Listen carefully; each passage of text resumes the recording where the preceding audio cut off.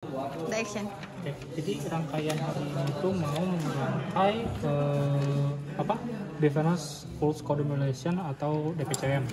Jadi kita fokusnya di sini, sama nanti ngelihat hasil dari sini sama di input DPAM-nya atau di sini untuk output keluarannya. Kalau nanti dicek di output keluarannya, yang di sini harus sama yang di sebelum masuk di prediktor di sini input DPCM.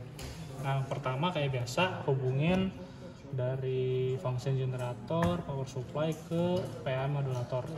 Harusnya udah paham. Selanjutnya dari ini kita sambungin dari ini sampel starter, disambungin ke sini ya tadi. Oh, ke sini. Oh ya. Yang nanti dari ini tuh kita sambungin ke DPCM dari si modulator PAM-nya. Kita masukin ke sini aja. Nanti larinya ke bagian positif. Nanti ada bedanya sama yang negatif, tapi kita fokus ke positif aja sesuai modul. Nah, di sini kita bakal cek dulu di D1 itu hasilnya gimana. Kita pakai channel 1 aja. Untuk sinyal informasi udah paham lah ya, berarti masukin ke sana udah channel 1 untuk bandingan. Kita langsung dari sini kita taruh ininya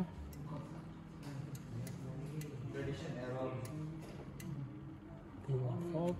Oh, itu udah nyala. Oke, tinggal kita putar-putar di sini. Harusnya ada yang berubah, atau saya coba aja.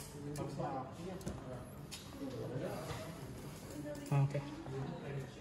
Ini jelek. Nah, itu ada sinyalnya yang masuk, mungkin channel 2-nya. Atau kalau kalian mau bandingin ke sinyal informasinya, tinggal masukin ke sini.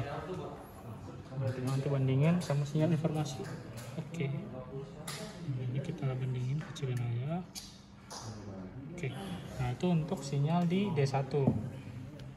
Selanjutnya kita bakal bandingin si D1 sama D2 itu sebagai probe inputnya. Jadi dari D1 sama D2 kita lihat dynamic range converter itu berapa. Jadi nanti kalian lihat di measure-nya di sini. Kan kita tuh inputkan dia di 2 VPP. Nanti kalau kita lihat hasilnya di D2, apakah dia ada penambahan VPP. Di sini tuh diminta kurang lebih 10 volt lah. Jadi kurang lebih sekitar 8 kali penguatan atau 6 kali penguatan. Jadi kita harus lihat nanti hasilnya di sana. Kita tinggal cabut yang channel 2-nya. Terus kita cek di sini. Nah, berhubung ini modulnya agak jelek nih, kendor. Jadi harus nanti mungkin kalau ada error harus ditekan-tekan. Nah, contohnya kayak gini, terus kita naikin ke atas. Nah, ini kan sinyalnya dalam kondisi yang paling bagus gitu, kondisi maksimumnya. Nah, untuk lihat kondisi minimumnya berarti kurang lebih dia punya noise yang sama kayak di channel 1. Jadi kayak sama di D1. Kan D2 ini kita lihat keluarannya. Kalau misalnya keluarannya dia ini kayak gini, berarti dia di titik paling optimalnya. Ini kita putar-putar aja untuk ngasilin kayak gitu. Nah, kalau kita putar ke minimum, nah dia kan mirip nih. Nah, penguatannya. Dia tetap ada penguatan juga, sekitar berapa nih, dari 2 VPP nih, ada turun-turun ya karena sana. Tuh dari 2 VPP, dari 2 volt ke 18 volt atau 19 volt, berarti sekitar ya 10 kali penguatan lah kurang lebih. Terus kalau misalnya kita ke titik optimalnya, nih sampai kotak ini harus pas ya. Nah, ini juga harus ditekan tuh. Enggak. Nah, tuh. Harus sampai jadi kotak. Oke, nah pas jadi kotak itu sekitar, waduh, nggak keluar. Nah, ini kalau jadi kotak sekitar, kayaknya bakal di stop deh biar kan. Nah, ini sekitar tuh dari 2, anggaplah ini 2 lah ya, karena ada redaman di ininya, konektor sama modulnya, ke 27 volt, berarti sekitar 15 kali penguatannya gitu. Nah, ini untuk melihat penguatan di ininya, modul DPCM-nya. Terus selanjutnya kita bakal lihat apakah pengaruh dari sini ke sini tuh pengaruhnya apa gitu. Karena nggak tahu ya, mungkin karena modulnya udah lama, kurang tahu juga, hanya ada satu tombol bit doang yang ngaruh gitu. Jadi nggak semua tombol bit. Contohnya di modul kelompok sebelah ada yang cuman bit keempatnya, di sini kita bit 8-nya doang yang ngaruh. Nah, untuk itu kita bakal coba lihat hasilnya. Sini kita nyalain, terus kita coba cek di sini. Nah, kita coba cek di sini apakah dia keluar pulsanya. Kita coba nih, channel 1 tuh nggak ngaruh apa-apa, dia nggak nyala. Channel 2 juga nggak nyala. Ditekan juga nih tuh. Ditekan ada tuh nyala sih, cuman ya antara ini yang error atau ini yang nggak kebaca. Channel 2 mati. Ini channel bit 4 5, 6, 7, 8. Oh, ini kalau nyala semua kan. Nah, ini kalau kita coba matiin satu, tuh dia nggak ada perubahan yang signifikan sih, masih tetap sama. Selama bit, oh ada nih di sini. Mungkin gara-gara tadi sebelumnya nyoba, dia tuh yang ngaruh cuman di bit ini. Mungkin karena ininya agak kendor kali ya di bagian prediktornya. PCM-nya agak kendor. Nah, di sini dia ngaruh ternyata. Tadi sebelumnya kita nyoba itu dia yang ngaruh cuman di channel bit 8 yang paling bawah.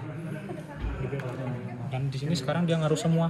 Kalau kalian bisa coba satu-satu aja untuk ngecek apakah si PCM-nya itu jalan atau enggak. Tinggal klik, terus coba matiin satu-satu mulai dari yang bawah atau mau matiin ininya doang nggak apa-apa. Tinggal dicek aja. Terus selanjutnya dari situ kita lihat di sini dia ada penguatan juga ya, terus sekitar 2 kalinya. Berarti emang pengaruh penguatan di sini tuh keluar di sini. Artinya berarti benar ya, di sini tuh ada penguatan. Nah, selanjutnya kita bakal cek di sini bagian analognya lagi. Dan nanti bentuknya kembali ke pulsa yang kotak. Nah, ini kembali ke pulsa yang kotak. Hasilnya sama kayak yang di D2 dan penguatannya pun sama tuh sekitar ada redaman lah, dikatnya kan 27. Sekarang kembali ke 10 kalinya penguatan, 10 kalinya penguatan di 20 volt. Itu bisa kita lihat, terus kita sambungin ke sini. Nah, sambungin ke sini, terus kita bakal lihat hasil dari, kan tadi tuh di sini di modul. Nah, ini ada kendor tuh. Modulnya tuh. Pop. Ada errornya. Ini nyala semua.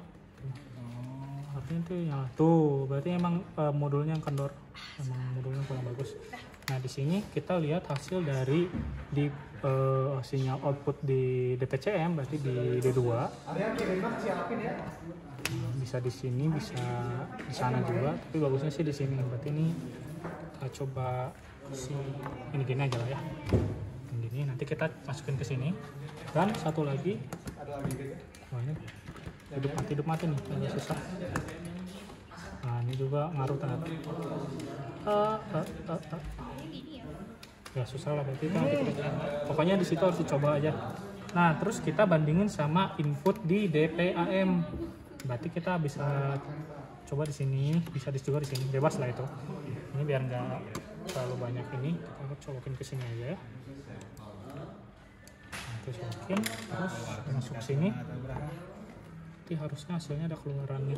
Tapi ini kan karena nggak nyala tuh. Kita cek di sini.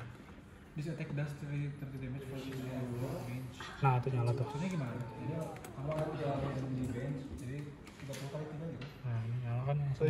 Nah, ini hasilnya harus ada keluar. Yang channel 1 tuh kotaknya sama kayak sebelumnya. Nih, tinggal diputar aja. Nah, terus dikecilin aja, terus kecil ke bawah. Nah, itu bentuk sinyalnya. Terus bandingin sama sinyal yang di DPAM. Nah, ini untuk sinyalnya sama. Ini untuk D2. Ini kalau misalnya di D2, kalau misalnya kita cek di D1, tuh pasti ada noise-nya tuh sama mirip. Nah, tuh noise-nya mirip ya. Ini dan sama input di DPAM. Nah, untuk ngecek keluarannya sama kayak di awal, kan kita punya sinyal informasi, itu berarti dari PAM juga ya. Keluar di PAM demodulator, berarti dia harus ada bentuk sinyal tuh sama. Sama ini juga kalian lihat nih di sini ada penguatannya sama kayak tadi sekitar ya 10-11 kali penguatan lah ya. Terus tinggal kita lihat hasil akhirnya di sini. Nah, hasil ini kenapa sinyalnya kotak? Pasti sinyalnya segitiga. Kita input segitiga ya? Soalnya teman-teman aku. Ya pokoknya inputannya nanti segitiga, tinggal di ini aja diputer-puter di sini. Nah, ini dari segitiga gimana? Nah ini udah mirip segitiga lah ya kurang lebih. Nah terus kalian bandingin sama sinyal informasi apakah dia sama atau enggak. Kalau sama, Tuh ini sinyal Elsa doang, informasi. kita ngirim ke Elsa apa gimana? Nah ini itu sama sinyal informasi dan frekuensinya nggak boleh beda jauh gitu. Ya kalau beda mungkin ada 10-20 lah gitu, tapi nggak boleh beda jauh banget. Dan ini untuk modul kali ini itu aja sih, nggak ada yang banyak. Nah itu sinyalnya 306 frekuensi, kemudian dia ada penguatan karena ada prediktor kalau ya belajar, dan penguatannya sekitar 8 kalinya penguatan. Udah itu aja. Jadi fokusnya di penguatan sama di sinyal ini pulse code modulator. Itu aja untuk modul kali ini.